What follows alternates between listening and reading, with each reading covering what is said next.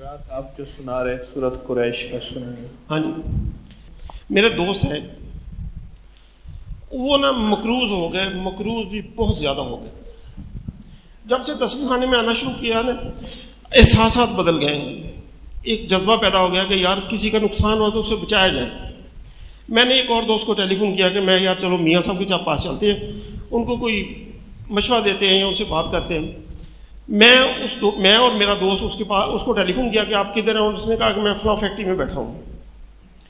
ہم نے کہا ہم نے چائے پینی آپ سے، میں چلے گیا فیکٹری میں، میرا دوست بھی ساتھ تھا۔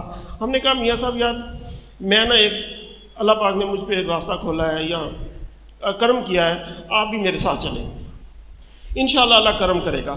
ہمارے میں مرشد بتاتے ہیں کہ ایک میں نے سنا تھا کہ ایک بندہ کہتا ہے کہ میں کروڑوں روپے کا مقروض ہو گیا، تو کوئی بندہ مجھے یہاں لے آیا، حضرت جی سے ملا، حضرت جی نے مجھے سورہ قریش کا عمل بتایا۔ اچھا میں نے کہا آپ سورہ قریش بھی پڑھنا شروع کریں، میں ملوا بھی دوں گا آپ کو حضرت جی سے۔ انہوں نے نا ملنے کے لیے تو نہ آئے، انہوں نے پورے گھر والوں نے مل کے سورہ قریش پڑھنا شروع کر دی۔ میری 1 سال ملاقات نہیں ہوئی، 1 سال بعد انہوں نے مجھے ٹیلی فون کیا کہ یار تو فارغ ہے تو میرے پاس آ جا، اگر نہیں فارغ تو میں تیرے پاس آ جاتا ہوں۔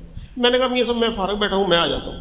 میں اس کے بعد گیا 1 سال بعد، وہ کہتا ہے کہ یار اللہ نے ایسا کرم کیا کہ 1 سال ہم نے سورہ قریش پڑھی ہے، 65 کروڑ روپیہ قرضہ ہمارا اتر گیا، اور ہم نے جس کو بھی بتایا، اور ہزاروں کے حساب سے ہم لوگوں کو بتا چکے ہیں، جس کو بھی بتایا اس کا ہی قرضہ اتر گیا۔